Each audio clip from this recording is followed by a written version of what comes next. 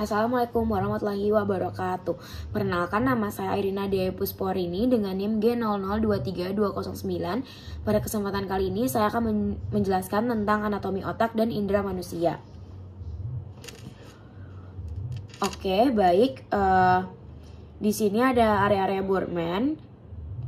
Bisa lihat dulu. Nah, di sini ada area-area Bowman tuh ada pertama ada area 4, itu ada area motorik primer, itu mengontrol gerakan volunteer wajah dan ekstremitas berikatan dengan trakus piramidalis. Kalau misalkan ada lesi di sini nanti namanya adalah paresis. Terus ada yang area 6, Bowman 6 itu area motorik sekunder, dia tadi jurus postcentralis. Nah, itu untuk mengendalikan gerakan volunteer berikatan dengan trakus ekstrapiramidalis. Kalau misalnya ada lesi di sini bakal terjadi apraksia. Misalnya nih otot manus kontraksi untuk menggerakkan gelas gitu. Itu motorik primer. Gelas tidak jatuh bila kontraksi otot manus dapat dipertahankan oleh motorik sekunder. Nah, sedangkan untuk sensorik primernya, nah ini ada yang 3, 1, dan 2 itu area sensorik primer. Itu tuh mengendalikan sumber kualitas dan kuantitas dari suhu, nyeri, dan raba tekan.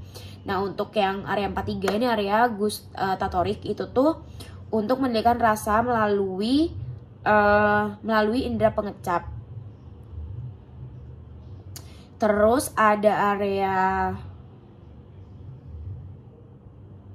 445 ini area bicara motorik atau area Broca, dia tuh mengontrol aspek bicara motorik. Terus ada 3942 dan 22 ini area bicara sensorik, dan area Wernicke itu buat pengelolaan, pemahaman, dan interpretasi bahasa baik lisan maupun tulisan.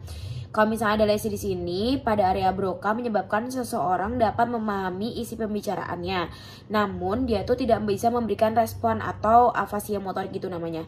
Nah, kalau lesi pada area area Broca berarti yang 445. Kalau misalkan dia area Wernicke, itu bakal menyebabkan seorang itu tidak dapat memahami isi pembicaraan namun dapat berbicara, sehingga responnya tidak selaras dengan si pembicaranya itu. Terus oleh 4142 atau area auditory primer, itu kemampuan untuk menerima rangsangan suara. Bila ada lesi bakal terjadi penurunan pendengaran. Terus ada area auditory primer, itu 4142 itu kemampuan menerima rangsangan suara. Bila lesi terjadi penurunan duda. Terus yang 22 itu area auditory sekunder, itu dia itu area interpretasi dan asosiasi pendengaran. Nah, bila terjadi lesi disebut juga dengan afasia Wernicke atau afasia sensorik, atau bisa juga disebut juga dengan afasia reseptif. Nah, selanjutnya ada yang area 17, ini area visual primer atau visura calcarina. Ini kemampuan menerima rangsang kayak cahaya untuk melihat. Bila terjadi lesi akan muncul hemia, anospia, hanomi kontralateral. Terus ada area visual sekunder yang 18-19, di mana nih persepsi visual kompleks seperti warna, gerak, dan arah objek. Bila terjadi lesi maka muncul buta warna. Makanya buta warna ini berarti ada lesi di area visual sekunder atau juga agnosia visual. Dia tuh dapat melihat namun tidak dapat membedakan mengenali benda. Nah, habis itu ada trakus piramidalis dan ekstrapiramidalis. Ini untuk anatomisnya. Nah, untuk trakus piramidalis ini merupakan jaras dari area motorik primer dan sekunder pada area 4 dan 6 Brodmann yang berjalan menuju medula spinalis dan berakhir di corno anterior medula spinalis efferens. Nah, saat dia melewati si desocastio piramidalis, terdapat serabut menyilang ke arah kontralateral yang disebut dengan trakus corticus spinalis lateralis. Yang tidak menyilang itu namanya trakus corticospinalis anterior. Nah, trakus itu apa sih? Trakus itu merupakan kumpulan syaraf gitu. Nah, kalau trakus corticospinalis itu apa? Itu dari korteks cerebri ke medula spinalis. Nih, bisa dilihat aja kayak di ini. Oke, selanjutnya trakus ekstrapiramidalis. Itu tuh fungsinya sebagai pengendali aktivitas motorik yang diteruskan oleh korteks motorik, cerebri, dan trakus piramidalis, yang dimana itu akan menunjang fungsi trakus piramidalis tersendiri. Nah, trakus ekstrapiramidalis ini terdiri dari 4. Itu ada trakus vestibulospinalis yang sebagai fungsinya sebagai keseimbangan dan tonus otot. Terus ada trakus reticulospinalis ventrolateral yang berasal dari pons. Terus ada trakus reticulospinalis lateralis yang dia tuh berasal dari medula oblongata, dan trakus tectospinalis yang berasal dari mesencephalon menuju medula spinalis. Nah, pada neotus, sistem ekstrapinalis ini belum berkembang sempurna. Salah satu efeknya otot tangan bayi pas masih bayi ya, maksudnya itu jadi pada neotus itu sistem ekstrapinalis belum berkembang sempurna, sehingga salah satu efeknya pada tangan otot bayi itu bisa berkontraksi, namun bayi itu belum bisa kayak menggenggam benda dengan baik gitu. Terus untuk anatomi encephalon dan medula spinalis. Nah, jadi bagian besar dari encephalon yang bagian encephalon yang terbesar bagian encephalon yang terbesar letaknya itu ada di fossa crani anterior et media. Dia itu terdiri atas 2 belahan, yaitu ada hemispherium cerebri dextra et sinister.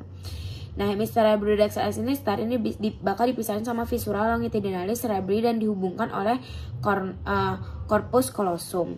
Ini untuk anatomisnya. Di sini ada parietal lobe, occipital lobe, central sulculus, terus ada frontal lobe, prefrontal pole, temporal pole, dan temporal lobe. Nah, si cerebrum ini dikenalkan sebagai otak besar yang mencakup yang mencakup si hemisfera cerebri dan ganglia basal.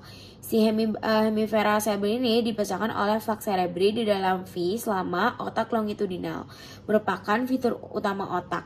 Setiap hemisfera cerebri sebagian menjadi 4 lobus untuk tujuan dekstritif yang tidak selalu sesuai dengan tulang yang menutupinya. Dari pandangan superior, cerebrum ini terbagi menjadi 4 bagian. Selama otak longitudinal medial dan sulcus sentral koronal. Sulcus sentral itu memisahkan lobus frontal di bagian depan dari lobus parietal di bagian belakang. Dari pandangan lateral, lobus ini letaknya di sulcus lateral transversal dan lobus temporal di bawahnya. Lobus occipital yang terletak di belakang dipisahkan dari lobus parietal dan temporal dari garis parieto-occipital. Terlihat di permukaan medial otak itu yang terpotong separuh, titiknya terdepan dari lobus frontal dan temporal adalah kutub frontal dan temporal.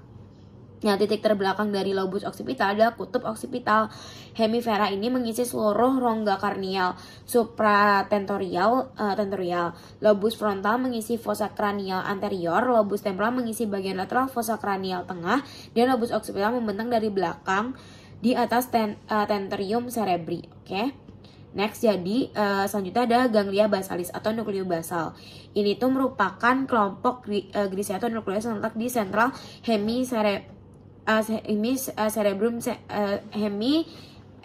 hemipreserium cerebri atau di antara talamus dengan substansia hemispherium cerebri. Nah, ini kelompok substansia grisea atau nukleus yang terletak di sentral hemispherium cerebri atau di antara talamus dan substansia alba.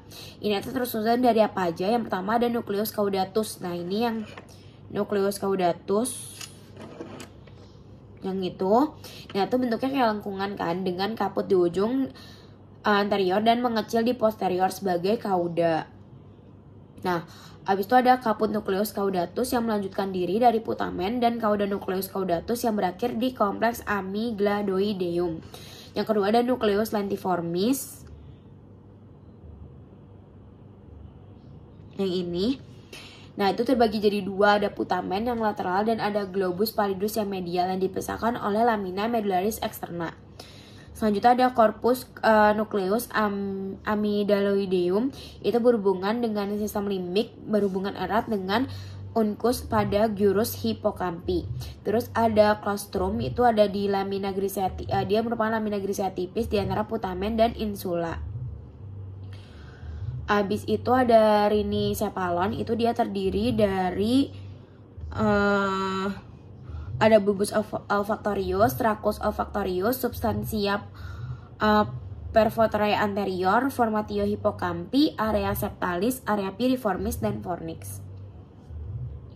Selanjutnya ada medulla spinalis. Ini tuh merupakan plexus. Ini merupakan plexus cervicalis yang dibentuk oleh rami primari ventralis, nervus cervicalis 1 sampai 5. Terus ada plexus brachialis yang dibentuk oleh nervus cranialis 5, 6, 7, dan 8, et nervus thoracal. Terus ada plexus lumbosacralis. Ini ada 3. Ada plexus lumbalis dan plexus sacralis dan plexus coccygeus. Nah, habis itu ada 12 nervi craniales. Itu ada apa aja? Jadi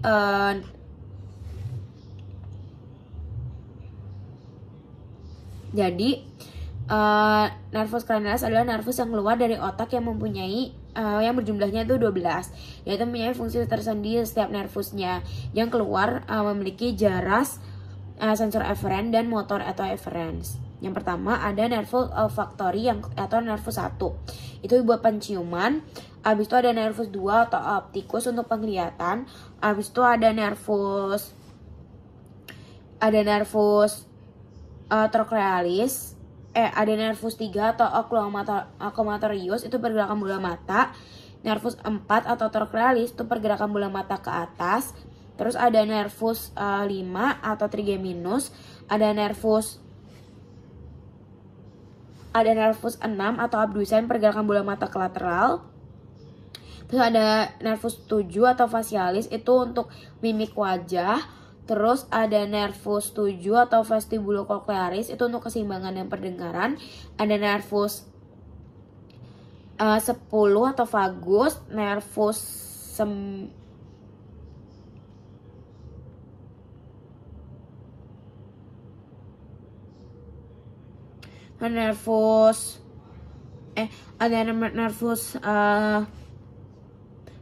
atau glossopharyngeal, itu inervasi taste bud, itu sepertiga posterior di lidah, dan inervasi otot faring. Terus ada nervus vagus, terus ada yang nervus 11 itu accessorius, dan nervus 12 itu hypoglossus. Selanjutnya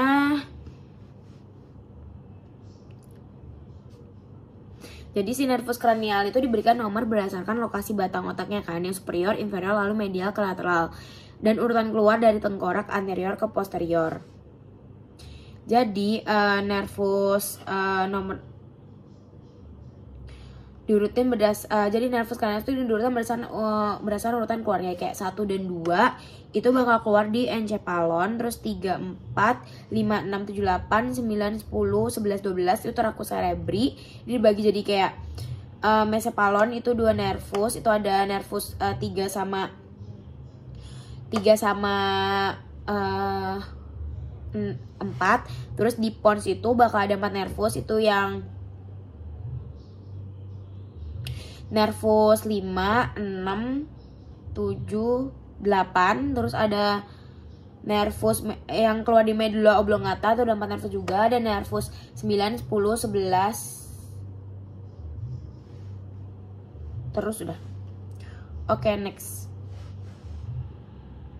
Nah, ini ada keluarnya dan tiap nervus dan keluarnya. Jadi ada nervus olfactorius atau nervus 1 itu keluar di bulbus olfactorius. Itu ada nervus opticus atau nervus yang kedua itu keluarnya di chiasma opticus. Dia di cerebrum juga, yang tadi kan dibagikan. Yang 2 itu dia keluarnya tuh di cerebrum bagian chiasma opticum. Sedangkan kalau nervus 3 atau oculomotorius tuh keluarnya di mesencephalon bagian fossa interpendicularis. Terus nervus trochlearis yang di nervus 4 itu di mesencephalonnya tuh bakal keluar di caudal colliculus inferior. Terus nervus trigeminus atau nervus 5 itu keluar di pons di bagian brachium pontis, sedangkan nervus abducens atau nervus 6 itu keluarnya di pons bagian sulcus bulbopontinus. Terus ada nervus facialis atau nervus 8 itu keluar di bagian di pons bagian angulus cerebulopontinus. Terus ada nervus vestibulocochlearis atau nervus itu bakal keluar di pons bagian angulus cerebelopontinus. Nah, selanjutnya ada nervus glossopharyngeus, itu nervus 9 itu bakal keluar di medulla oblongata bagian sulcus posterolateralis. Terus ada nervus vagus atau nervus 5 itu bakal keluar di sulcus posterior-lateralis. Terus ada nervus accessorius atau nervus 11 tuh keluar di medulla oblongata bagian sulcus posterior-lateralis juga. Terus ada nervus hypoglossus atau nervus 12 itu keluar di medulla oblongata bagian sulcus anterior-lateralis. Nah, circulus anterior wilisi. Jadi circulus anterior wilisi itu arteri yang memvaskulasi otak dimulai dari arteri vertebralis dextra et sinistra yang bawah itu, yang kemudian bergabung menjadi arteri basilaris yang akan menjadi sulcus basilaris pontis. Terus arteri basilaris itu kemudian bisa bercabang nih menjadi arteri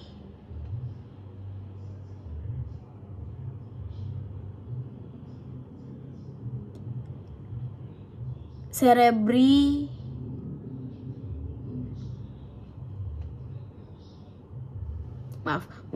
arteri cerebri yang inferior anterior yang ini jadi arteri vertebralis itu bakal bercabang juga jadi arteri inferior posterior cerebri. Nah, di sini di sisi lain tuh ada arteri karotis.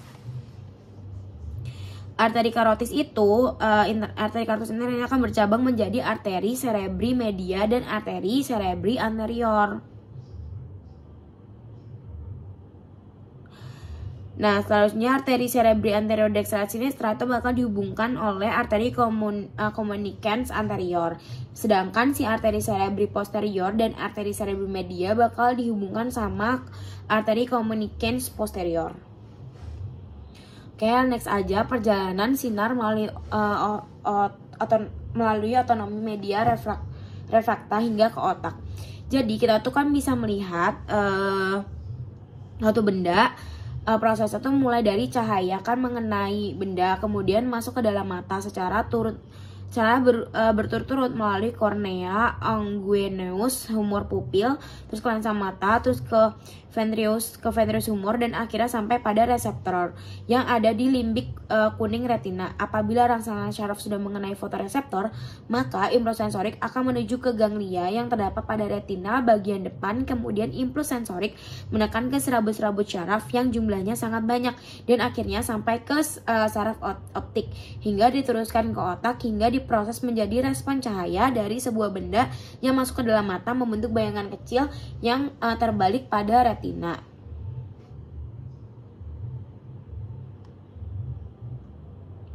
Oke. Selanjutnya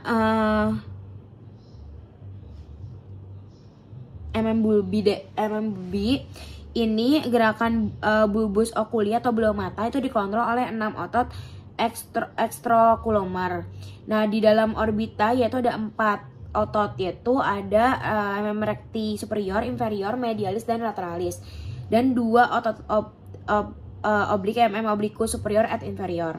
Nah, semua otot ekstraokular ini berregio pada annulus tendinea communis. Ada annulus tendinosa atau tendinosa zins. Itu ada kecuali satu musculus obliquus inferior.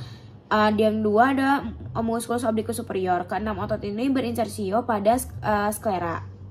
4 otot rectus extraocular masuk di anterior aquator bulu mata. Sedangkan si otot oblik orbita masuk di posterior aquator. Struktur tendinosa seperti troklea yang menempel di anterior area atas os frontale yang bekerja sebagai hipomoklion untuk musculus obliquus superior itu mengarah otot ke belakang ke area insersio di atas bola mata sebelah posterior ekuatornya.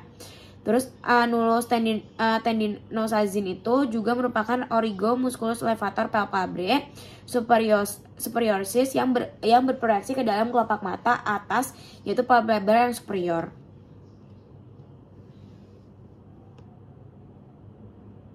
Nih, ini musculus recti superior.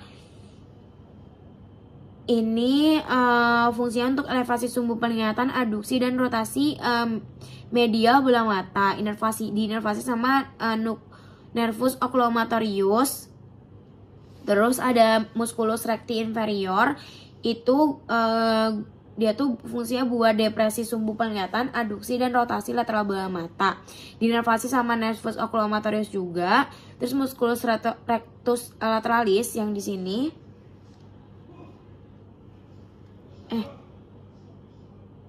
Ya, sini itu bukan. Itu buat aduksi bola mata. Itu ada nervus diinervasi sama nervus abdusen. Terus ada musculus rectus medialis. Berarti ini ya tuh fungsinya buat aduksi bola mata, diinervasi sama nervus oculomotorius. Terus nervus obliquus inferior itu fungsinya buat elevasi sumbu penglihatan, abduksi dan rotasi lateral bola mata. Itu diinervasi sama nervus oculomotorius. Terus ada musculus obliquus superior itu fungsinya buat depresi sumbu penglihatan, abduksi dan rotasi medial bola mata. Diinervasi oleh nervus troclealis. Nah, terus bedanya saraf simpatis dan parasimpatis itu apa? Kita lihat dulu gambarnya. Nah, jadi sistem saraf simpatis itu berasal dari regio thoracolumbar medula spinalis yang memiliki serat praganglion kilinegrik yang mengeluarkan asetilkolin yang pendek dan serat pasca ganglionat adrenik atau mengeluarkan neuropinefrin yang panjang. Sedangkan kalau sistem saraf parasimpatif itu berasal dari otak dan regio sacrum medula spinalis yang memiliki serat praganglion olinegrik yang panjang dan serat pasca koligonegrik yang pendek. Pada umumnya serat pasca ganglion simpatis dan parasimpatis bersama-sama mensyarafi organ efektor yang sama. Nah, medula adrenal adalah adalah suatu ganglion simpatis yang mengalami modifikasi yang mengeluarkan epinefrin dan non-epinefrin ke dalam darah. Reseptor koligonegrik nikotinik berasal di ganglion autonom dan medula adrenal serta berespon terhadap asetilkolin yang dilepas oleh semua serat praganglion otonom. Reseptor kilinogrenik muskarinik berada di efektor autonom dan berespon terhadap asetilkolin yang dilepaskan oleh serat pasca ganglion parasimpatis. Si reseptor adrenik ada alfa 1, alfa 2, beta 1 dan beta 3 dilokasikan beragam di efektor autonom dan secara berbeda berespon terhadap neopinefrin yang dilepaskan oleh serat pasca ganglion simpatis dan epinefrin yang dilepaskan oleh medula adrenal.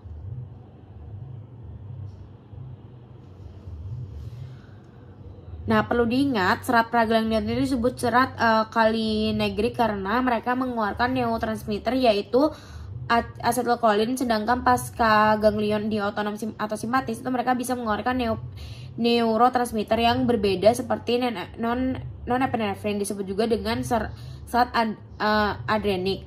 Sebagian besar serat preganglion saraf otonom sangat pendek, bersinaf dengan badan sel neuron pasca ganglion di dalam ganglion yang terletak di ganglion simpatis. Pada simpatis, neurotransmitter ini preganglion adalah satu, yaitu asetilkolin, dan neurotransmitter pasca ganglion otonom terbagi menjadi dua, yaitu ada asetilkolin dan non-epinefrin. Pada saraf parasimpatif hanya ada satu, yaitu non-epinefrin, yaitu asetilkolin. Serat perganglion parasimpatif berasal langsung dari kranium dan sakrum atau sistem saraf pusat. Nah, serat-serat ini lebih panjang daripada serat praganglion simpatis karena mereka tidak mampir dulu di ganglion otonom dan langsung ke organ targetnya. Gitu. Ini gambarnya, yang biru itu yang simpatis, sedangkan yang merah itu parasimpatis. Nah, ini digambar bukan organ-organ yang dipersolot dari simpatis dan parasimpatis. Untuk cara kerjanya akan dijelaskan pada tabel berikutnya. Nah, jadi simpatif itu kan fight or flight, dan kalau parasimpatif itu kayak rest dan digest gitu loh. Ini bisa dibaca aja. Next aja.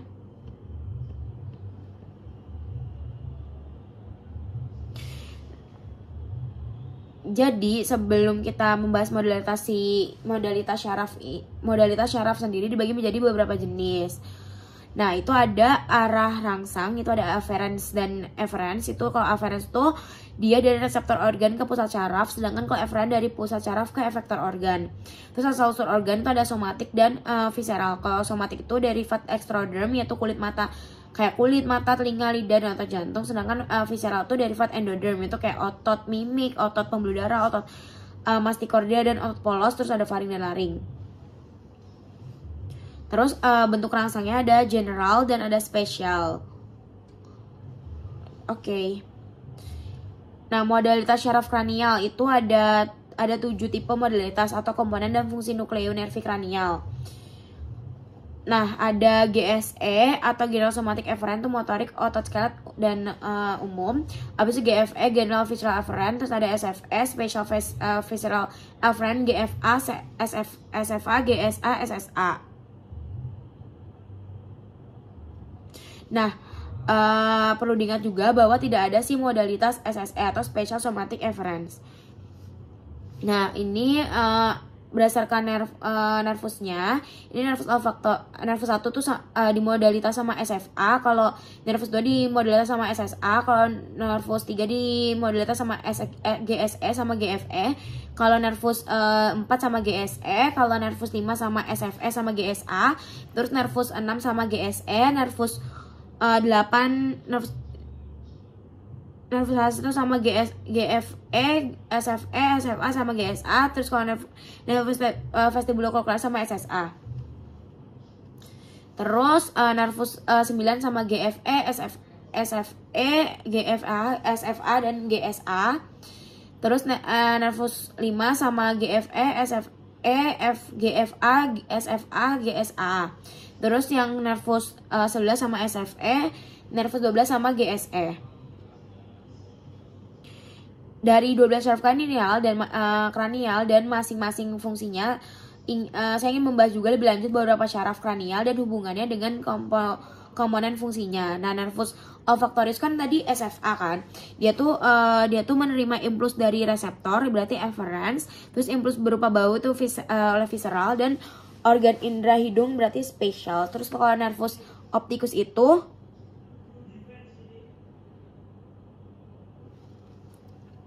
kan tadi SSA, itu menerima impuls dari reseptor berarti afferens, impuls oleh cahaya berarti somatik, terus organ indera mata spesial, kayak gitu. Ini bisa dibaca aja. Mungkin itu saja yang bisa saya jelaskan. Mohon maaf bila ada kesalahan kata. Terima kasih.